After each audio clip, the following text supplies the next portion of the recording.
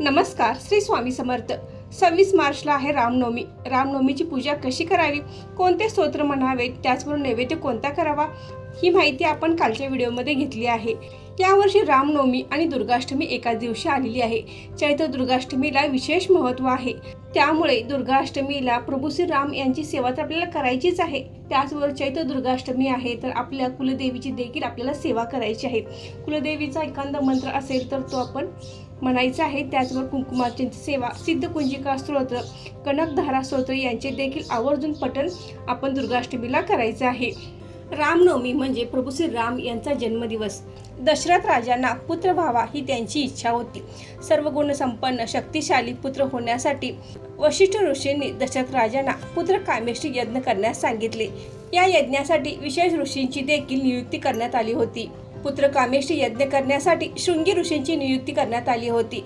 शृंगी ऋषींनी पुत्र कामेष्टी यज्ञ हा दशरथ राजांसाठी केला. जेव्हा यज्ञ सुरू होता त्यावेळेला यज्ञकुंडातून साक्षात अग्निदेवता प्रकट झाली आणि त्या यज्ञाच्या वेळी जे पायस होते म्हणजे जी खीर होती ती खीर अग्निदेवतेने 3 राण्यांना खाण्यास दिली. कौशल्या, सुमित्रा आणि कैकेयी या 3 राण्यांनी अग्निदेवतेने दिलेली खीर खाल्ली. त्यानंतर चैत्र शुद्ध नवमीला पुनर्वसू नक्षत्रामध्ये प्रभू श्री राम यांचा जन्म झाला. म्हणून प्रभू श्री राम यांचा जन्मदिवस रामनवमी म्हणून साजरा करण्यात येतो. रामनवमीचा हा दिवस संपूर्ण भारतामध्ये अगदी उत्साहाने आणि धूमधडाक्यामध्ये साजरा करण्यात येतो. रामनवमीला मंदिरात जाऊन प्रभू श्री रामांचे दर्शन घेणे, त्याचबरोबर पाळणा म्हणणे, घरामध्ये तुम्ही जर सेवा करणार असाल तर राम दरबार भरू शकता, प्रभू श्री रामांच्या मूर्तीवर अभिषेक घालू शकता, त्याचबरोबर आपण रामरक्षाचे देखील पठण करू शकता. उद्या रामनवमी आहे तर काही विशेष उपाय आपण या दिवशी करायचे आहेत. एका विशेष मंत्राचा जप आपण करायचं आहे. त्याचबरोबर रामनवमीच्या संध्याकाळी आपल्याला 9 दिवे लावायचे आहेत. हे दिवे कोठे लावावेत, कसे लावावेत ही माहिती आपण आजच्या व्हिडिओमध्ये घेणार आहोत. तर व्हिडिओ स्किप न करता शेवट पण नक्की बघा. नमस्कार मैत्रिणींनो, मी सारिका भक्ती विश्वमध्ये तुमचे मनापासून स्वागत करते. अहिल्याचा उद्धार करणारे, शबरीचे मनोरथ पूर्ण करणारे, युवल्याच्या खारीच्या पाठीवरून प्रेमाने हात फिरवणारे प्रभू श्री राम हे खरोखरच पृथ्वी तलावर अवतरलेले परब्रह्म होते. प्रभू श्री राम हे सद्गुणांचा समुच्चय, त्यागाचे शिखर, दैवी संस्कृतीचे संरक्षण, सर्व दैवी गुणांनी युक्त म्हणून ते आसुरी शक्तींचा नाश करू शकले. त्यांच्या गुणामुळे ते भारतीयांच्या हृदयामध्ये चिरंतन स्थान प्राप्त करू शकले.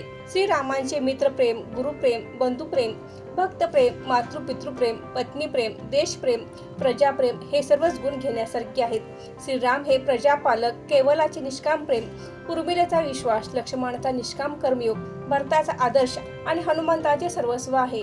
तर उद्या रामनवमी आहे तर आपण आपल्या घरामध्ये असलेल्या प्रभू श्री राम यांच्या मूर्तीवर अभिषेक घालायचा आहे.